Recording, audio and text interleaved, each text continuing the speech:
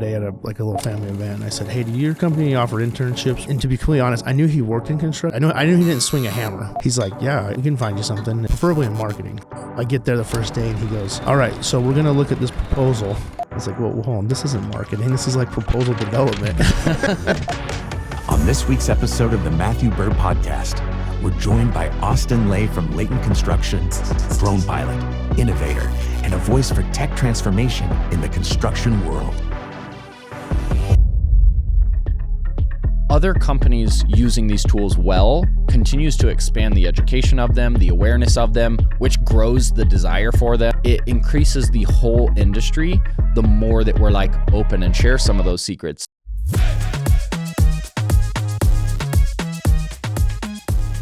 Where I first started with a drone that flew 10 minutes and weighed a lot to a drone that I can literally throw in my backpack and fly for 50 minutes while I'm moving around. And if you were to encourage someone else that's kind of in the beginning of their journey, what's some advice you'd either give someone starting out or back to your younger self?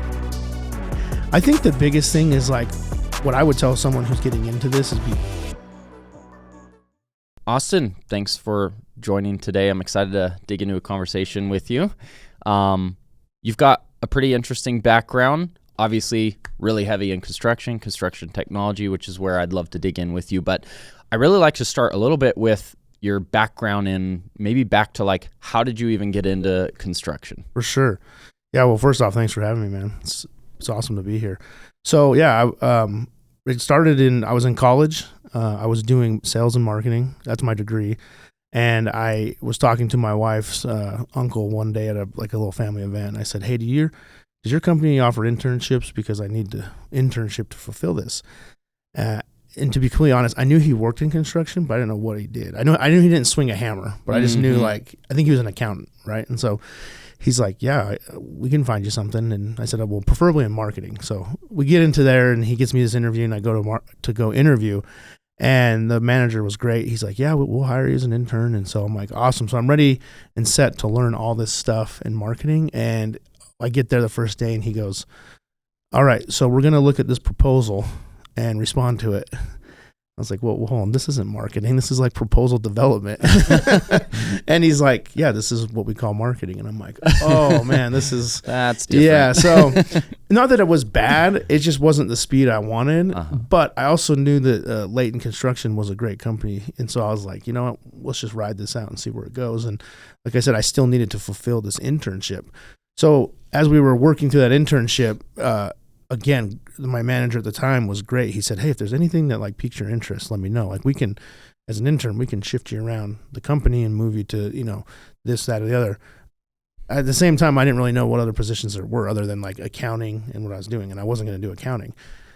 So long story short, I got asked to help do some like video work. And I had some dabbled in some very early like video editing. And I do like doing that, but not at a high level. Mostly on my phone now, right? And stuff with the kids. Yep. And so John Ferguson, who's my VP now, and also who I directly report to, he was flying a drone. And so he had sent kind of a message out to some managers saying, "Does anyone have an intern or somebody that has some free time? Because I don't have time anymore to fly this drone." So my manager at the time said, "Hey, you want to try this?" And it's like, I'm in my internship. I'm not going to say no to anything. So sure. So I get asked to go fly this project in Bountiful, Utah. And funny enough, the first drone I learned how to fly is an Inspire 1, which is like the most intense drone that DJI had made up to that point, So I'm out there, and if anyone knows anything about the Inspire 1, you got to like lift it, raise it this side, hook the camera up, put the wings on. It's huge, man. So we're flying that around, and that's where it started. I just fell in love with it. And that was like in September of 2016. And so by the end of that year, he was kind of developing this whole VDC type department inside of Layton as its own standalone group. He had been doing it for years before that, just kind of helping everybody. And so he's like, "You want to come be part of my team?" So I'm like, "Yeah." And that's where it started. Stuck in since then. So it's been good. So, I know, man, over that many years, right, there's probably so many directions you could go with either stories or tech or whatever. But try with some of the things that first come to mind. Like that was how long ago? 9 years? Yeah, I just hit 9 years of Layton. 9 years, so, awesome. So over the last 9 years, like without having to, in 7-hour story, what was some of that technical journey over the last 9 years? Like, it started with one drone and you were an intern at that time. What is that technical kind of journey looked like? Yeah, I mean, it's been incredible. I mean, think about how much technology changes even year to year. So for us, it's, you have this Inspire 1 battery flight time that's 10 minutes. It's a cool drone, but like 10 minutes is not a lot of time to do anything. And at that time, we weren't even talking about mapping. We were talking strictly photos and videos. Yep. And then all of a sudden, DJI releases their, Mavic Pro series, which is like their first compact kind of small drone, finally getting away from some of the bigger stuff. And so it's just interesting that every iteration of a drone that comes out is faster, does a lot more quality. And that's been the cool thing to see, at least on the drone side of stuff, is like where I first started with a drone that flew 10 minutes and weighed a lot to a drone that I can literally throw in my backpack and fly for 50 minutes while I'm moving around. So for me, it's like, one of the things that makes it super nice is that I don't have to, not that I don't have to, but it's like that you have this ability to see great change in that 9-year span. And that's just in the drone space, right? Yeah. We're not even talking the other tech. I'm just focusing on drones for a second. And so for us, it just makes sense to, as these new drones come out, it gives us more and more capability. I would say that's how technology works as a whole, though, right? You don't know. I was having this conversation with someone the other day, and it's like, what's the best part about a drone? It's like, well, it used to be easy answer and say photos, videos. Client loves to see it. Now it's like, man, I can now calculate earthwork. Yeah. I can now we use obviously our drone deploy shop. And so now you can upload all kinds of file types into there. And you can compare and contrast. And so what I try to tell people is like, you may not know why you need this tech. I can promise you're going to figure out how it benefits you. Yep. And that's always the beautiful thing about technology. Yeah. Where your experience is vastly different than mine, but we all kind of go on this journey together and say, we have a problem and we need to find a solution, and we connect it between the two. Yeah. That's why I love the podcast and the conference and the, presentations, is this whole idea, right, of over the last 10 years, 15 years, so many people have adopted a certain tool or a certain set of tools, and they've used it for a certain type of project or a certain use case and found a certain value. And the more that we like collaborate and share, right, it's like, oh, I didn't even think to use it in that way. And so this community aspect is like, it's shared learning, it's shared experience, it's helping everybody kind of understand the different benefits, the value. Because even though some of us have been doing it for 10 years or more, there are so many companies today that are barely starting. They're just now asking the question of like, how should I be using drones? What's a laser scanner? Exactly. It's like, okay, we need to improve on this education around these technologies and in the industry in whole to help people not hit the same headaches that we hit 10 years ago. Well, and that's one thing I really appreciate about what you're doing, because, when I first started getting into more of the actual reality capture space and because before, so just to back up ahead, so when I got brought in, I was doing like VDC work, so renderings and things like that, and I just didn't have like the strongest passion for it. And I think my boss was wonderful. He looked at that and saw that and said, there's a whole other avenue we can explore. And so we started exploring reality capture. But it's also like I think anyone who's in the reality capture space, we're learning together too, because unless you've been doing it for 20 years, which there are people who have, but like at least my age demographic and the people who were kind of up and coming, we're still learning different stuff. And so when I started learning it, I looked a lot at what you were doing and the things that you were posting, and that you were very open and you had this sense of community. I think that's super important. Not that I'm a mentor to people, but if people have questions, I'm happy to answer them. You know what I mean? And I feel like sometimes some of the, I don't want to say the old guard, but people are a little sometimes like, I don't want to tell. Yeah. I'm like, I don't need your trade secrets, but if I have a question and you want everyone to answer, let's have a quick conversation. Totally. No, and I think that's true. It's true, and it's very, even some of the old guard will tell you, like, hey, times are changing where, if you go back 10, 15 years, and even certain industries, more so than others, but I think today there's much more of a feel and a sense of open to collaboration and open to sharing than there used to be.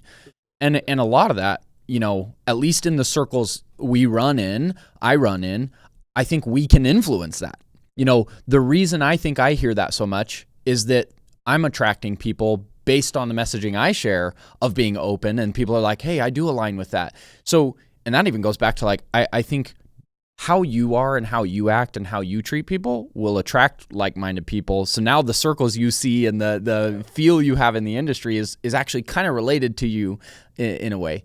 But I think there's so much value in that. You know, people ask me about that now. I just had a conversation last week of like, you know, how do I avoid training my competition or giving them the insights? And when it comes to these technologies specifically in this industry, I believe we're still so much at the beginning stages of like a mass adoption that, to me, I always respond with like, just cut out the thought of competition. Like, don't even let that be a thought of like, I'm training competition. Because if we use a simple example of either drone work or scanning work, if you train a company on how they could be using that, and you're a company that actually could be supporting it, it's very likely that they will grow in adoption and need more help or need more support or need, and even if that's not the case, other companies using these tools well continues to expand the education of them, the awareness of them, which grows the desire for them, the demand for them. So it increases the whole industry the more that we're like open and share some of those secrets. You know, there's still the caveat that, right, everyone has a competitor. You do. And in some ways, right, yes, if you're competitively bidding on someone at that moment, those are your competitors. Yes. But when it comes to like this idea of being open and sharing and building, I think it's better for just kind of like not even think about that. Well, and I look at it like this, like especially when you talk about, you boil it down to the reality capture, you know, community of people. Like, these are my friends now, you know, like these people I interact with. Like, I don't view anybody that way. I just say, hey, if I have a question, you know, I'll call you. If I have a question, I'll text you, whoever it may be, right? And I think that's the beautiful thing about, you know this, running your company. Collaboration is such a key thing. And when I say collaboration, I think people think, oh, we're going to all come together and come up with a solution. And it's like, no, collaborate with me for 5 minutes on something. Let me throw a question at you. You throw it back to me in your experience and that. And that's all I'm looking for. I'm not asking you to give me all your trade secrets and pop open the vault and show me, you know what I mean? Like, that's not what I'm looking for. I'm just looking for, you know, hey, I'm laser scanning above this ceiling and I'm having a seriously hard problem with it. Like, what would you do? Yep. And I'm sure you could give me, there's probably 10 answers you have to that. You give me one of those answers that you feel like is best. Are you giving away the secret? No, you're just helping somebody. And that's how I look at it. It's like, someone asked me about drones, 360 cameras, laser scanning, robotic stuff. I'll give them something that I feel like, hey, this is a lesson learned. Yep. But it's not necessarily giving you away or anything like that. So yeah. And, you know, for me, I think that comes down to even just like character and how you treat people. And that's been such a big focus for me since stepping into, you know, entrepreneurship. But it also applies to everybody. Every role is, you know, just treating people fairly, treating people kindly, giving advice if it's advice you can give, supporting that. Because guess what? You also never know down the road, right?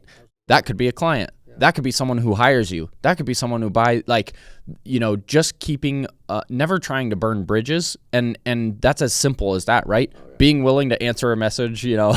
No, exactly. Yeah. Like I said, you're not giving them everything. You're just, and I'll go back to someone who I ask a question to, and you build that rapport, and it's nice. And so I try to be that same person in return when people reach out to me. And so, I think you just never know when that person may come to you and say, hey, like, we want to either, you know, have you do something for us, or how can we look at this? And so, I think you're 100% right. Yeah.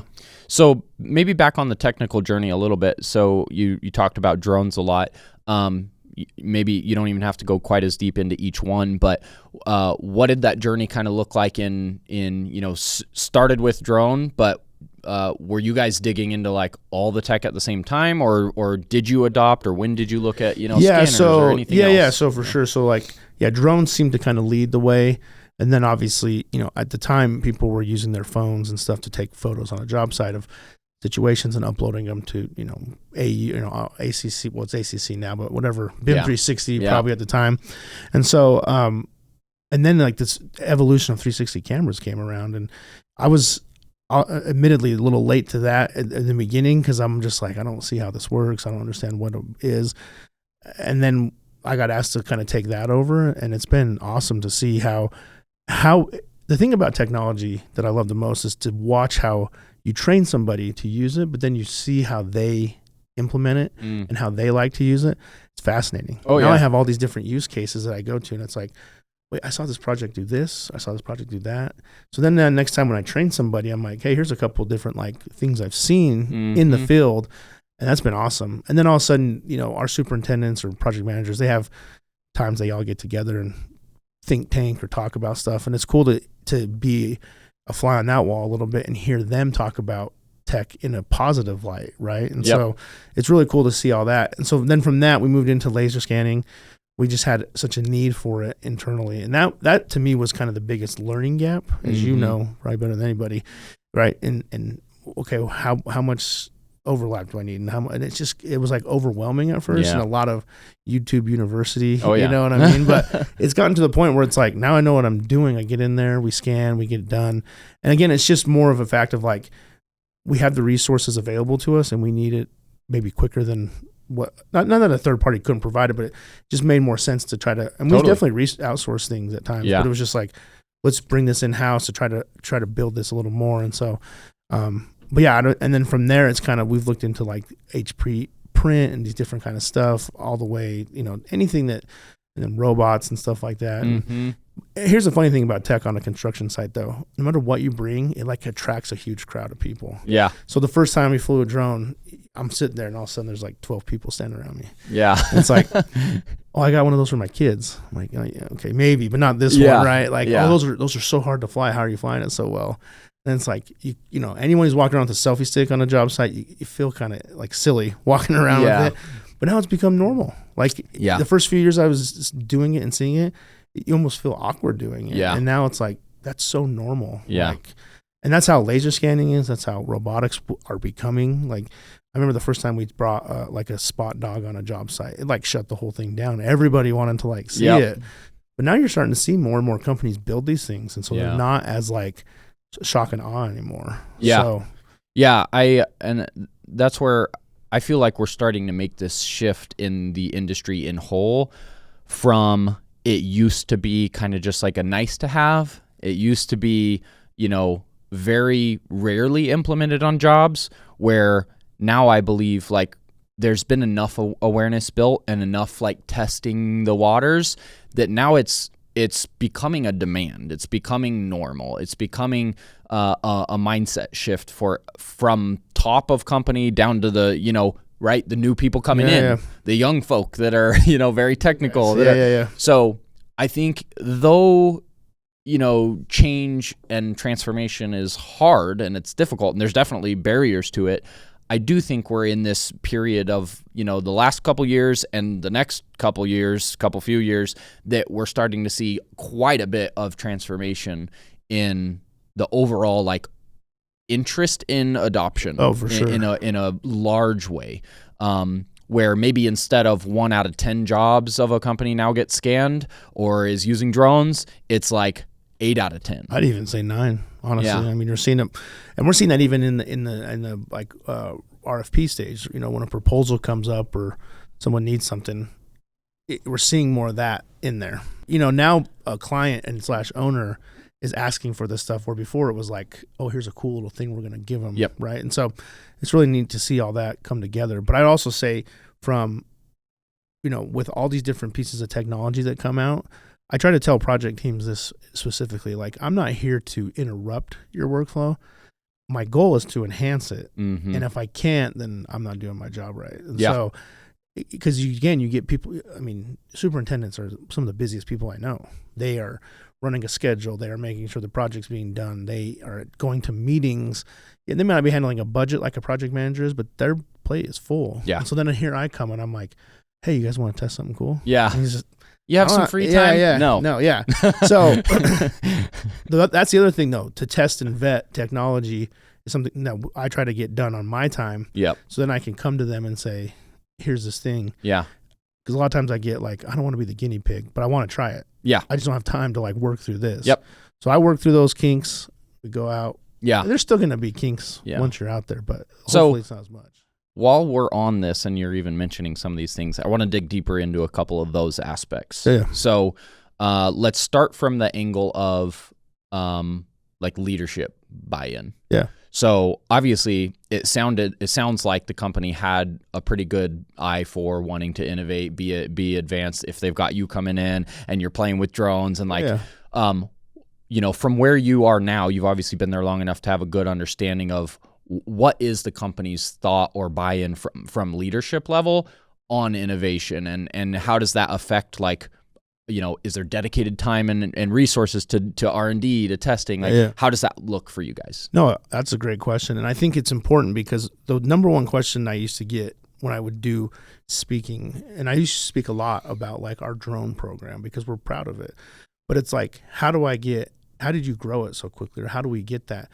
And that's my answer is simple. It's like, you got to have executive buy-in. If you don't have the top down, it's hard. Yeah. So we started out years ago by finding someone who was an executive vice president. So that's one of the top ranking people in our company, and trying to get him to become our champion. Yeah. And he did. And he was great. He pushed it for his little office and all this stuff and all these different things. And so, but overall, as a whole, Layton's always been very invested in technology. We BIM and all these different things like that. And so I just think, I wasn't there originally when they first started investing into this stuff.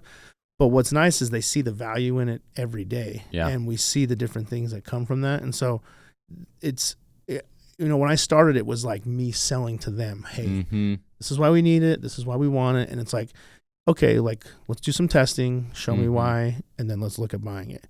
Now we've done a lot of it, and it's like, if projects are asking for it, let's get it, right? Like the mind shift, even though like they were very open to like trying stuff, they still wanted to understand, and they still do to even this point. When we bring new things to them, they want to understand. But there's already a stronger belief because of the background. It's less selling on my end and more like, here's the raw data. Yep. What do you think? Yeah. Okay, this looks good.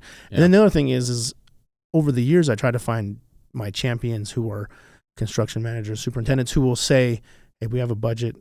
Well, because if a project has a budget for it and they're willing to take it, it's pretty simple to get that pushed through sometimes. Yeah. Because a lot of times that's where the hang up is. It's like, okay, so you're coming to me 6 months into this project and asking me to spend money that I don't have. That's hard. So now we're to a point where it's like, camera systems, drones, 360 cameras, laser scanning. Let's get to my pre-con guys. Let's get to my estimators and give them like a price of what this costs so they can build that into the budget. Early. Yeah. And then it's not a huge issue. Yeah. But it's always hard to come to somebody later and say, you got 10 grand laying around that you want to try to fund this. So, the R&D part of it too is interesting because a lot of times it seems more and more these tech companies are willing to like give you some sort of small grace period to test something out. And so a lot of that's just done during my normal work week. Yep. And then on the other side of that, if it needs to be like a POC or something that's even bigger, then, we look for a job that can maybe pay a small fee and then we bring that piece of technology to it. And so, it's all part of this big ecosystem of what we're trying to do. But I think at the end of the day, Layton as a whole is very tech forward thinking. And so it's never been a huge hurdle. Yeah. Sometimes the price of what it is can be, but that's, we got people way smarter than me running like the financial side of things. Sure. Right? So, but other than that, I think that's what makes working here great is that I'm not like, tied down by like, I talk to some people who still use like Revit 21. You know what I mean? Like, or 2020. And like, we are lucky enough to be using the latest versions of those things. Yeah. And I think it's because Layton sees a value in like partnering with an Autodesk for those things and things like that. So. Yeah, very cool. So if we've got the high level buy-in, there's budget, we're doing it. What today comes to mind for you as like some of the biggest struggles?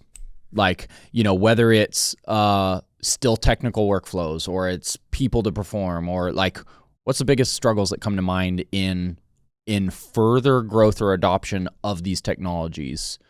I think just like the fast pace of what construction is. And that's, I also think we don't sing it as much anymore, but like getting the product here, right? Like drones are still really hard to get.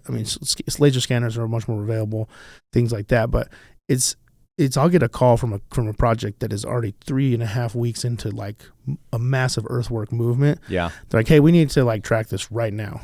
Yeah. Okay, well, hold on. There's like steps we got to put in place. And so I think it's just general education and awareness of like I get that like you guys have a problem, but it's like I need to be able to put my ducks in a row to be able to help you, because there's nothing worse than just trying to like shoestring something together real quick And then they're frustrated because it's falling apart. I'm frustrated because I know this is not how it's supposed to be. Yep. But it's all driven because of the, my dad used to always tell me, I don't know if my dad, I heard it from him, but some other people used to say like, your mismanagement doesn't constitute an emergency on my end, right? And I love that saying and that quote because, and I may have butchered it a little bit, but I love it because, and I try not to, I don't say that to people because I get that they have 1,000 things going on. I got 1,000 things going on. But if I can teach and help and learn how to plan ahead and let them know, this is how much lead time we need for X. This is how much lead time we need for Y. Then the whole point of that is like, hopefully that when they move on to their next project, and that's what we've seen over the years. Like it used to be we're a month in, we need everything. Emergency. Yeah. Now it's like, I get a call and it's like, hey, we got a project starting. I used to get the worst anxiety over that too. It's like, okay, now I got to like round the troops, get everything ready and go. Now, like the other day, I got a call from a guy and he's like, our project starts in 2 months. Yeah. Awesome, man. Let's go get some lunch. Let's figure this out. Yeah. So that to me is the biggest struggle. It's just that we're in a day and age where everything, you look at any part of your life, it's accelerated extremely by the need to we just don't sit and have conversations like this anymore. Yeah. Everyone needs something now. Immediate speed in every area of life, right? If someone texts you, you're expected to respond immediately. You can't wait. Amazon changed everybody's expectation of things used to take 2 weeks when you order it to get shipped. Now it's like, it can't be here today. It's like, dude, my kids are the worst. Hey, Dad, Amazon that for me. Yeah. When I used to order stuff, you wouldn't even have a tracking number. You just would order it and hope it showed up at your house. So one day. Yeah. One day. So No, it's a good point. And back when I started in scanning, I was just flying around all over myself, and it was like I almost got the thrill from the emergency calls of no, there's we have this problem, and I'm like, I can do this. I'm gonna fly it. I'm gonna fix it. But it's hectic. It's messy, and to be honest, part of the problem with that is we have so many people that are still novice in the technologies, and then you have people that are taking and rushing out there, right? Maybe even with the wrong tool. And that causes the data to be off, which then causes problems, delays, and distrust in the technology, which is where this shift of can we educate the entire industry enough, from the owners to the construction to the technical users, so that everybody has this understanding of what goes into this? How difficult is this? What questions should I be asking to make sure the right technology is used? And that shift over this last several years to where the awareness is there enough now that it's not just an emergency. It actually gets built in to be a part of the process and the assumptions really early on, helps avoid all of that, which is also what I think is playing into the growth in the industry. If so many companies are on that same journey where it used to be emergency and there's all these issues, and now the desire for it's growing, and we've had enough years of banging our head against the wall that all these companies are starting to get it and understand it, which I think is what's helping the growth. Yeah, for sure. And I'll say this, there's always going to be emergencies. Oh yeah. You can't get around that. There's always going to be, So I'm not saying that I know this perfect method to avoid them, because that's not the case. No. I'm just saying it goes a long way when you can educate people. And I want to touch on one quick point. You brought up trusting the technology. I had an experience back in 2021, where a project team was using ground control points to map, and they were moving a massive amount of earth every day. So they were trying to hold the subcontractor accountable. Well, the numbers they were getting from the data was so wild. And it's we looked at the workflow.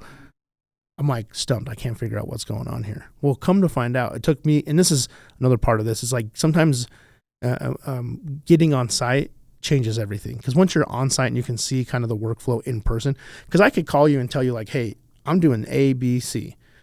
But maybe that's not exactly what I'm doing. It's just what I think I'm doing, right? And so for you, you're trying to, well, maybe try this, maybe try that. And so finally it's hey, I just need to come out there. Well, guess what? I get out to this project. I find out they're moving these GCPs around because they're in the way. And then they're trying to move them back, and then they're flying over it, and then they're uploading it, and they're our numbers are way off.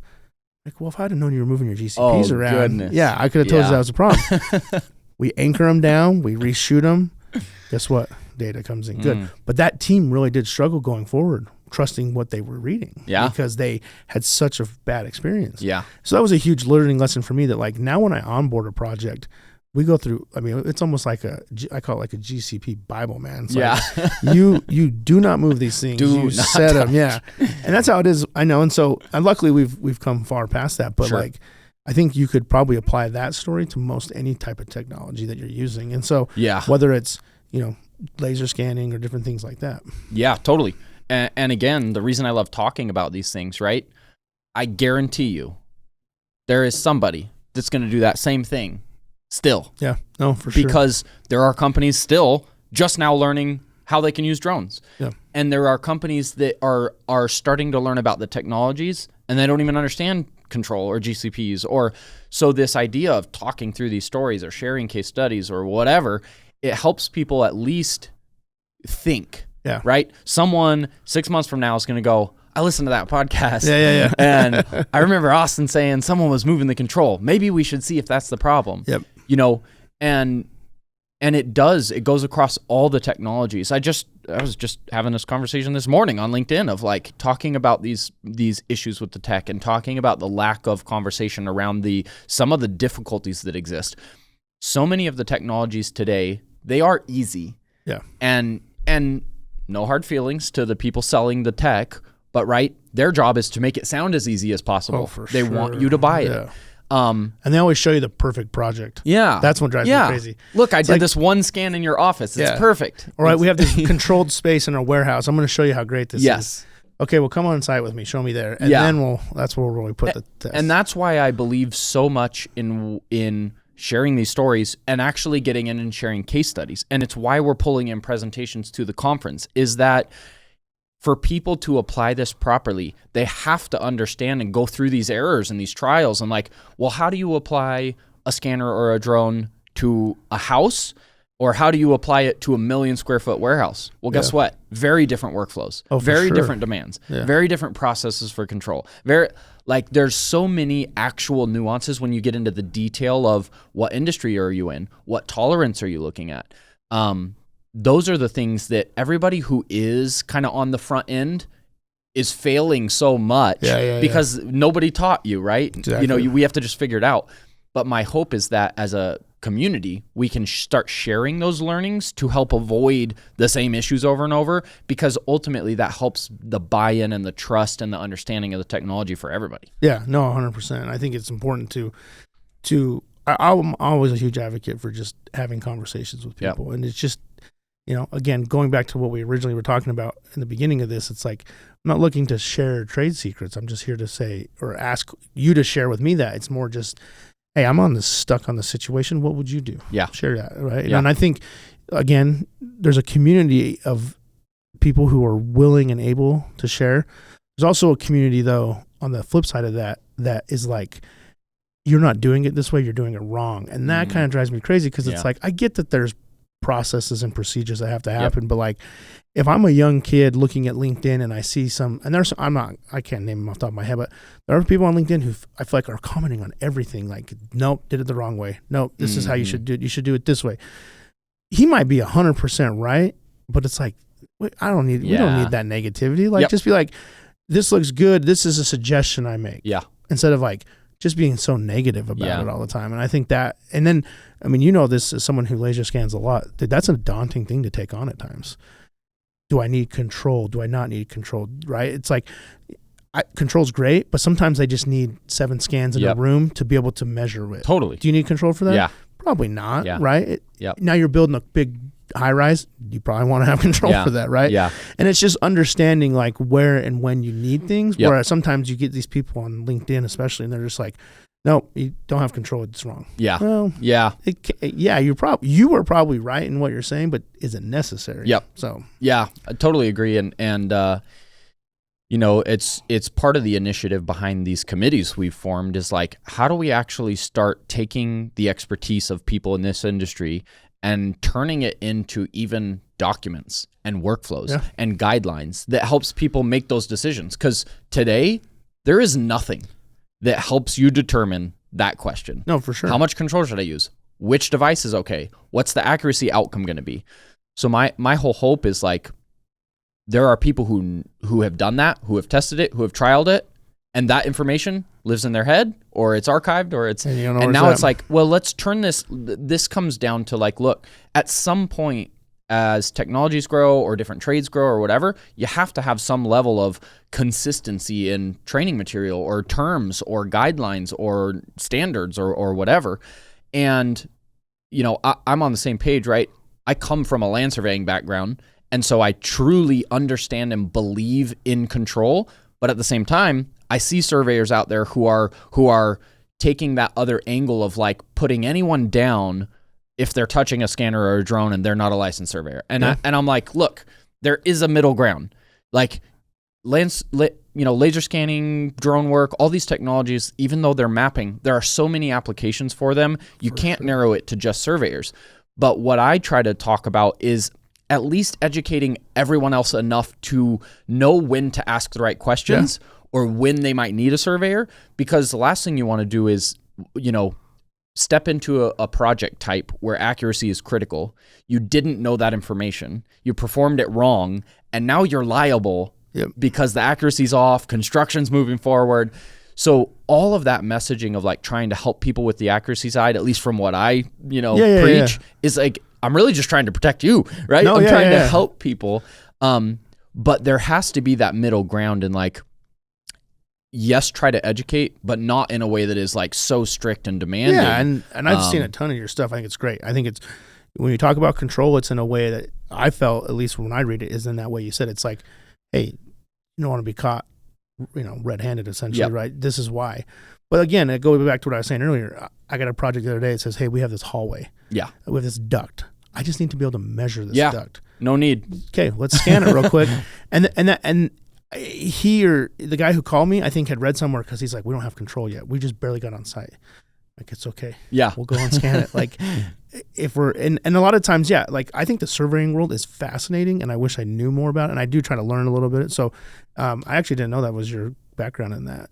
So it's awesome. And I think what they do and how they do things is fascinating, and they are definitely rock stars of what they're doing. But at the same time, like you said, there is these parts where it's like, I don't need a full-blown survey here. I just need to understand some dimensions. Totally. And it's easier than sitting on a ladder or a scaffolding running down the hallway trying to measure this duct every 10 feet. Yeah. Where I can pull it into Revit or Recap and measure it real quick. And to me, that it comes back to, for me, to collaboration and the power of like this community and building relationships with different parties and bringing a spot for them to all come together and meet. Is, look, nobody can be the expert at all of the things. No, absolutely not. And so to build those relationships and have this open community where people feel comfortable asking the questions or posing the issues, or, that's what I think everybody needs moving forward, because it is a very complex technical landscape. There's so many things. There's so many variations. So to have a group that you can like pose this question to, hey, this is how I'm thinking to approach this. Does this sound good? Like, let everybody say yes or no or why or thought. It just gives you feedback on making decisions as a person or as a company. Yeah. That's what I love so much about the community side. I'd love to get some of your thoughts on like leadership principles, or even some of your mindset, like in how you deal with maybe team collaboration, or people on your team that maybe you're guiding at this point. Well, at the moment I'm a one-man band, man. So it's nice. So it's good and bad, right? Because then everything's on you. But at the same time, it's, I got a great support system at work. And look, I think any testament to a true leader, and this is what I appreciate the most about who I work for directly, my boss, is that, he's never going to ask me to do something. It's a simple principle, right? Don't ask someone to do something you're not willing to do yourself. I mean, I think my dad taught me that when I was a young kid. And I think like it's kind of the simple answers sometimes that have the most impact, because I know that if he's asking me to do something, like the confidence he has in me is always great, right? If you I think anyone who has a boss that comes to him, and it'd be interesting to hear your take on that too as an entrepreneur, because you're kind of running the ship. And so it's maybe a little bit different, right? But for me, as someone who has someone to report to and things like that, like knowing I have their confidence, knowing they trust me, and then knowing that like if he's going to ask me to do this, I know he's willing to do it. And so to me, I tend to look at people in leadership positions as like, two things. One, are you willing to put in the work? And then two, like, are you a good person? Yeah. Like, I've met many people who are these not world renowned, but like, so that people put him on these high pedestals. Oh, like, yeah. This is the greatest person I know. Then you kind of get to know him and like, he's kind of a jerk. Yeah. Like, and it's like, Oh, yeah. I get that he or she, and I don't know any women this way, I'm just talking about a particular person, but it's like, I get that they like are a rock star at what they do, but like they don't treat people in Yeah. the best way. And so it's like, why would I want to go do something for someone like Yeah. that? And so I think, to me, it's like in any type of leadership, it's like, treat people the way you want to be treated. Yeah. And then do what don't ask someone to do something you want to do. Oh, yeah. Again, I get it. It's very basic, but it's like, those are the basic principles that most people, that's why I try to teach my kids. Oh, yeah. Treat people with respect, because Oh, yeah. it's so much easier to treat someone with respect than it is to be, I mean, think about it like this. It's like living in Utah, and I'm sure Boise's a lot the same way. People are very friendly people. Mhm. It's not uncommon for me to go to a gas station and strike up a conversation and Yeah. be there. It drives my wife crazy. But my point is, it's like, you go to San Francisco, no one's going to stop and talk to you. And like, even one time I held the door open for someone, and they gave me the dirtiest look for like holding the door for them. Yeah. So it's like, Yeah. I think it's just in general, man, you treat people to how you want to be treated. And in leadership, I always look for people who can inspire me too. Yeah. And so we were talking earlier about books. Yep. I love reading books because there's such an inspiration that can come from hearing someone's struggles, from hearing how they got through a hard time. Because in a sense, you can apply that to your own life. You can look at that and say, well, maybe one of my situation, because everyone is dealing with something, right? And so if I tell you my story, you might be able to say, I don't really get that, but maybe I have sympathy for you, right? And so I think an overall, like, a good leader is somebody who can look at somebody holistically and say, like, I see the value in what you're trying to do. Like, let me help guide you. Yeah. And that's where that mentoring part comes in. So Yeah. No, that's awesome. I love all those points. Man, just to the good people and the culture fit and all of that. Over the years, look, no one taught me how to build a business either, or the right way, or who the employee should be, or whatever. I've made so many mistakes. But what I've definitely learned to value is the person themselves, right? And I would rather hire someone without ever looking at their resume. I don't even care. I'd way rather train on a technical or have you learn something, but be the right person. Yeah. Culturally fit, just good to work with, willing to work hard, willing to learn, flexible, take feedback. That is so much more important than what you've accomplished in the past. Well, and resumes are funny too, right? Because, I mean, not to call anybody out, but people can put whatever they want on their resume. And they can, and I'm not saying people do that. I mean, some people definitely do that. But I'm not saying that. Yeah. I'm not accusing people, I guess what I'm saying that I know. But my point is, it's like, there's a lot to be said about being moldable, basically. Yeah. Are you able to come in and, I see it all the time, even in construction, and I don't know what it is. I think it's like this new kind of age of kids coming out of college. They all feel like they know everything. And it's easy to say that. I feel old saying that, but it's like, I probably was that same way at that age. But sometimes it's like, I was teaching this kid how to use the drone the other day, and he's like, I know how to do it already. Yeah. All right, cool. Yeah. So I just kind of laughed. Guess what? His construction manager calls me. He doesn't know what he's doing. Yeah. And it's like, well, he told me he did. Yeah. And I could have handled that situation a little bit better. But my point is, like, there's times when it's just like, these people, it's how can you be teachable? Yeah. And if you can be teachable, you can learn anything. Yeah. And then as a manager, if I can teach you, that's going to be the best, because, and I get you bring your different expertise from different things and stuff. And that's one of the fascinating things for me. I've been with Layton for 9 years, but we'll hire people who've been with other general contractors, and you can see right away the ones who just get it. They click, because they understand that they're bringing a skill set, but they're also coming to a company that does things completely different. Yeah. And they're willing to learn and be molded. And those people always thrive. And you can always see the people that get hired and they're like, nope, I'm doing it how I do it. Oh, and it's like, those people don't usually last as long because they struggle with, the pushback and the friction. So, yeah. I mean, honestly, I feel like we could talk forever on that topic, but, that even comes down to, right, there's so much opportunity in this industry, especially around these technologies, because the demand, again, is growing. The amount of people that are experts in it already is a pretty small pool. Yeah. Like, so when I get somebody who asks me at this point, like, hey, I got a kid coming out of college that doesn't know what they want to do. I'm like, go find an internship. Yeah. You know, it's great. Great way to start. You don't even need to know anything right now. Like, there's desires to just bring people in who are willing to learn, that are interested. Like, go watch a couple YouTube videos on LiDAR or iPhone scanning, or like play with your phone, or, you know, go buy them a $100 drone. Like, if you just look at those couple things and get an internship, and then you spend just a couple years being willing to learn, being, you know, listening, trialing things on your own, doing your own research. In a couple years experience, you can be at actually a pretty high paid role because of the demand that's in this industry. Yeah. You don't have to have a degree. You don't have to have 10 years experience, because there's no one producing a high volume of experts in these technologies. Correct. So the best thing you can do is be willing to learn, be a forever learner. I do the same thing, right? I'm not perfect. There's plenty of areas for me to work on, but you know, some of my mindset around these things is like, anytime I walk in a room, I don't want to act like I know everything. I want to listen before I ever talk. Yeah. I want to hear what other people say. I want to hear what other people's feedback. I want to read the books. I want to find what have other people done, you know, that are in the direction I want to go. You know, learn from them.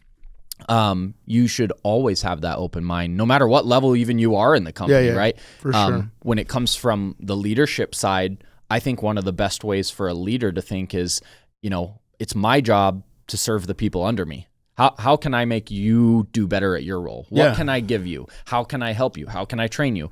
My goal should literally be to make my employees better than me at every area of the business. I should try to replace myself, because all that's going to do is make everything work better. And if someone else can replace me, well, now I'm freed up to replace myself again.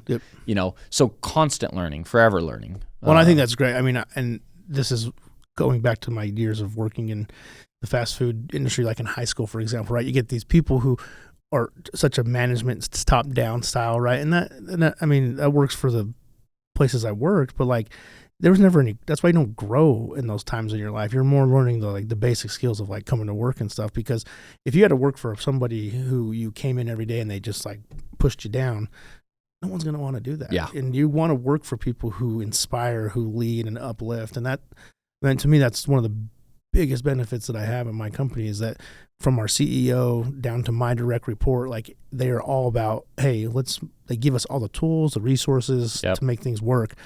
But then it's also on me to learn too, right? And I think that's another thing I see a lot is like, well, I'm just going to do this, and that's all I'm going to do. Yeah, it's that's like, not my job. Yeah, exactly. This is my lane, you know. When I got trained on it's funny, I rented a RTC 360 all these years ago. The guy I rented it from was local, and he literally just was like, it's real simple. He showed me the iPad. He's like, you pick your setting and you click the button.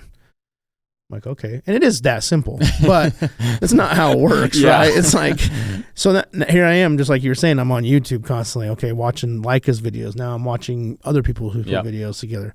And then I'm practicing in the field, and you know what? It's like, if I wouldn't have put in that time, and let's call it 2 hours total, because really, let's be honest, it's not like I'm putting in this 80 hours of watching YouTube. Yeah. But even putting in those few hours of time has made all the difference in how I approach laser scanning, or how I approach 360 documentation and things like that. So I think you're right. I mean, I'm not going to claim at all that I'm an expert in it, but what I will tell you is that I'm willing to learn, and I'm willing to and I think the other part about learning that's important too is being able to admit you don't know. Oh yeah. I think a lot of times our egos are so big, and it's easy for, especially when you get in some of these, you go to some of these conferences and you get all these different professionals from all your different GCs. Yeah. Nobody's going to be willing to raise their hand and say, I know everything. No, I know everything. Yeah, exactly. And no one's going to raise their hand and be like, I don't know. But you know what? I find beauty in that. Oh, yeah. There's a lot that can be done when you just say, teach me. Or tell me what you think. Yeah. You know, and like you said, you go into a room and there's a beauty in listening. Yeah. And even in silence, if there's a question that gets asked, I think so many times people are like, they want to just answer it immediately. And it's like, if I don't mind if there's a little bit of silence, if you want to think about your answer before you respond to me, there's nothing wrong with that. Yep. Again, it goes all back to what we were saying earlier. It's like, we live in this society, in this world, that it needs to be now. Yeah. And if it's not now, then it's not right, or it's not what we want. And so to me, it's like, there's beauty in just being able to say, you know, I don't know what exactly I'm doing here. Yeah. What would you do? Yeah. You know? Yeah. A little bit of vulnerable, but it's not the end of the world. No. So. And it literally can be a game changer, you know? having that vulnerability, having that learning mindset, assuming you're not the smartest person in the room, and find who it is, like ask the questions to them, that should always be a goal. Okay. A couple other thoughts as we start maybe narrowing in here. Out of all the, the history you've had with the tech so far, and even where you are today, like, from the technical side, what are you looking forward to? I love this question. I love talking about the next 5 to 10 years. I just think it's so fascinating just to see how technology's grown. And I told this story to someone not too long ago, but I used to work for a metal recycling company when I was in college, and very unique place to work. I'll tell you that to start with. But next to it was like a e-recycling, right? Because you can't just be throwing your computers and all that stuff away. They have to be done the right way. And so one time I had gone over, we had gotten a bunch of laptops and stuff that we couldn't take. So I walked them over to this guy, and he had started that company. And this was like 2011, 2012. And I just said to him, where do you think tech goes from here? Because it was there, but it's crazy to think the iPhone only came out in like 2006, 2007. Yeah. Like, it's now been a few years, but it's not that long ago, right? If you really think about it. He told me in 2012, he said, in the next 5 years, we'll have more tech on ourselves than you can imagine. And at the time I had this, like, it wasn't even like a Garmin. It was like a Nike Fit Band that would track your steps. That was it. Yeah. Dude, I got an Apple Watch. I got the Meta Ray sunglasses. Yep. We got AirPods. We have our iPhones. Oh, yeah. The amount of technology that is on our person at all time. And then you take that and coupled with the advances in all technology, which is one of the incredible things about the RTC 360 for how old it is, how it's still like kind of the gold standard. Yeah. But let's go back to just the drones for a second. Like, we have drones now that fly for 50 minutes. Mm-hmm. That is an incredible amount of time. Mm-hmm. And it's funny because at the time it's like, I'd love a drone that could fly for 30 minutes. Even these drones that we were flying for 45, 50 minutes, we still need more capacity for it to fly more. Yeah. And that's what's so cool about technology is that it gets to a point and then we as an industry catch up, but then we're like, we need more. Keep it. Technology's going. Yeah. And so I'm always excited about just to see like what people come up with. I think it's just so fascinating that as humans, we come up with these things and it's like, I had no idea I would even need that. And I think it was, I think anything is born out of just like curiosity. And so it's like, I'm curious how this would work. Let's do it. And we could go through the list of all the famous and wealthy people in this world, the Jeff Bezos and all these, and it's all started with like curiosity to a question. And so my question, I guess, that I like to ask is like, how is technology going to continue to benefit our lives? Because it definitely can hurt it at times, but I think it's only going to be, not only, but I think there's going to be a strong benefit to what we do. So that's a long-winded answer to your question, but I think I'm just most excited for just to see like where these next steps of things are coming from. Yeah. Well, no, I love that point, and I love those angles because you're right. There's so much technology. It's only growing faster, right? 10 years ago, there was like a couple scanner options, a software platform. Now it's like our committee is actually working. Well, we haven't released this yet. We're working on a list of every LiDAR device that's available, that's a long list. that we can come up with or find. We're at like 159 devices so far. Well, and that's, well, and just to touch on that point, think about slam scanning. Yeah.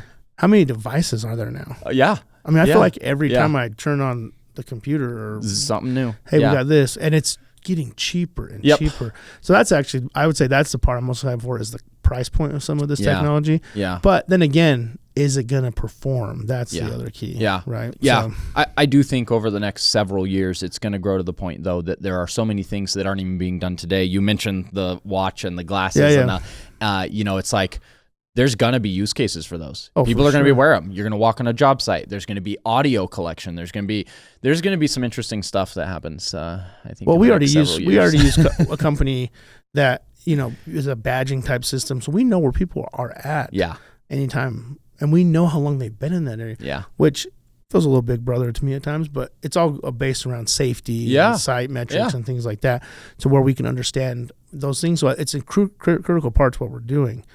But at the same time, it's like, I never would have thought that we'd have a system that we can like literally track where you were currently sitting at that time. So it's pretty crazy.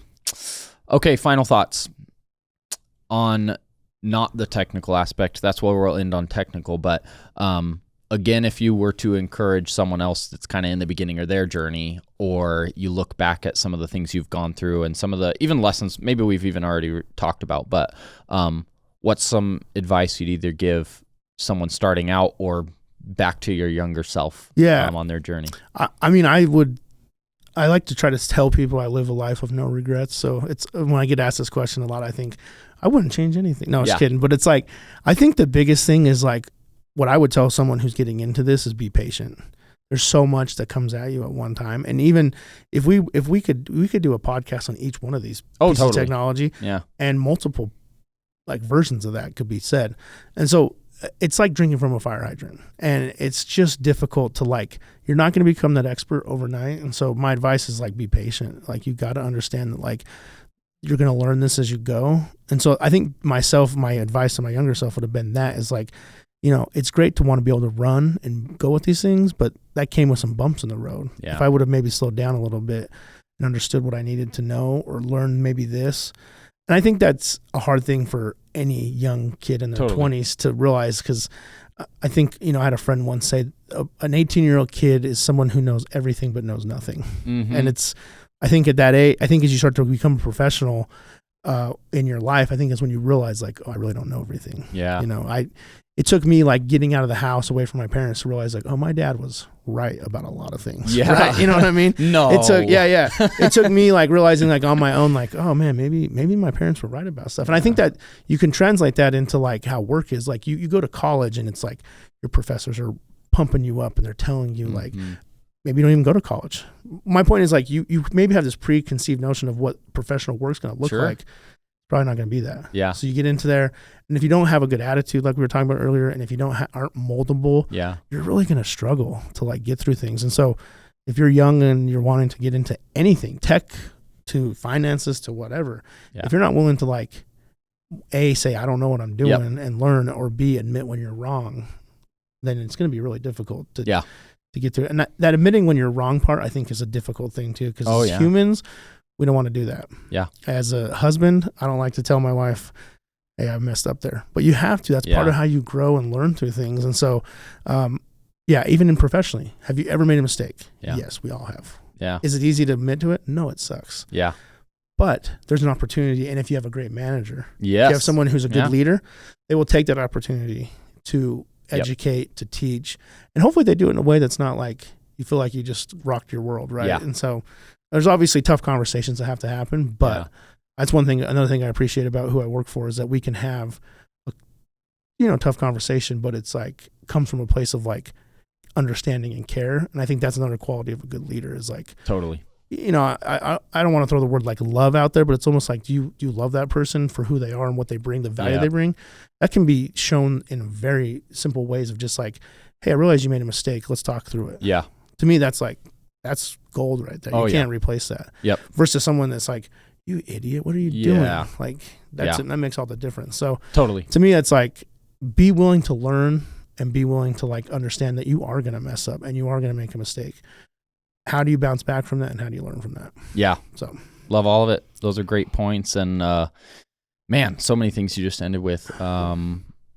It's so true. And it's funny because, you think about those younger people or your younger self of like, I need to seem like I know how to do everything. I need to seem perfect. I don't want to tell them I messed this up. I just want to hide it, or I want to fix it, or I want to, where really the further we get, or, it sounds like there's some similar thought process there. It's like the further you get in your understanding of how this all works and what's important, it's like, hey, I don't actually even care if you're good at it yet. Just be honest. Yeah. Like, and I've told employees in the past that too. It's like, it's okay if you don't know everything. Yep. It's okay if you mess up. The number one thing, I just need you to tell me so we collectively can figure out why and fix it and help the project or whatever it is go, successful. So, and the other thing, one other note I'll leave on this whole thought of like, one of the reasons it's so easy for you, right? And I've seen the same too, is who do you work with? What is the culture of your company? Yeah. As much as we talk about this, there are some bad companies out there. There's some bad cultures. There's bad leaders that they take it very much authoritative, or it's not welcoming. The one encouragement I'd say there is like, there's nothing wrong with finding a different company. Like if you don't have a good work environment yet you hear these things and you want that, like find someone good to work under, because that too does make all the difference, right? If you're in a place that's squishing you down, that won't listen, that, is, takes all that negativity and it's in a bad light, like that will stunt your growth too. I've heard that, I don't want to say this wrong, but I think I've heard it where like if you put a plant in a box or something that has a lid, like it won't go past the lid, right? Yeah. Where if you take that off, it'll keep growing. Yep. Kind of that idea, right? That your environment, your culture can actually also add or hinder or. Well, and I think that's great. And I'll just touch one more on this point. It's like, you look at the landscape of what you're doing for work, and I try to tell this to a younger kid. It's like, I feel like a lot of people, and we're all driven by money. We all want to be paid. I get all that. But I try to tell some of these young people, there's so much more. And it's taken me a long time to learn this, than what your salary is. It's the people you work for, the benefits you get, the culture of the company. Yeah. You could pay me $1 million. And if I worked for a company that I hated going to every day and worked for a person who was just absolutely terrible, the money's not worth it at that point. Right. And like, I get that. I say that to some kid and he's like, that's crazy. I would take $1 million salary all day. Yeah, you would. And you'd probably be able to handle it for a little bit. But trust me, I go to work every day for 3 reasons. One's fulfilling. 2, I like what I do. But the third factor I think is most important is that I have friends at work. The people we work with, we are tight. We're with those people more than with our own families. You know what I mean? Yeah. And so if you're going to be with people that much, man, you better like them. Yep. Or you better like enjoy what they're doing, And so, and if you don't, that's like going to be the tough thing. Like that's not fun. And I've worked at companies where I've gone to work and it's like, oh, I'm dreading this. This is the worst thing in the world. I don't want to be there. I don't ever have those thoughts when I go to work. Yeah. I truly mean that in a sense that like I've worked at multiple companies that I felt that way, but like that's to me one of the biggest factors of staying. It's like, not that I'm ever even out there looking, but it's like if someone comes to me and says, hey, we have this opportunity, it's like, I don't know what your culture is. And I built this culture here that's been great. And to me, it's like, that's what I want to be a part of. Yep. And so at the end of the day, I think if you can't enjoy what you're doing, if you have a lid on you, you got to be able to like say, this isn't for me, and you move on. But maybe this is super naive of me to say, but it's like, I like to think that most people that I know who are not at Layton treat people that way. So I hope that's how it is. Yeah. But, all right. Well, thank you again for coming and sharing some of your story, your thoughts on tech. I think there will be some good information out of this for people, and I'm sure it also won't be the last time they hear from you. Yeah, man. Appreciate the time, and beautiful place you got here. Appreciate it. Yeah. All right. Okay. We'll see you guys next time.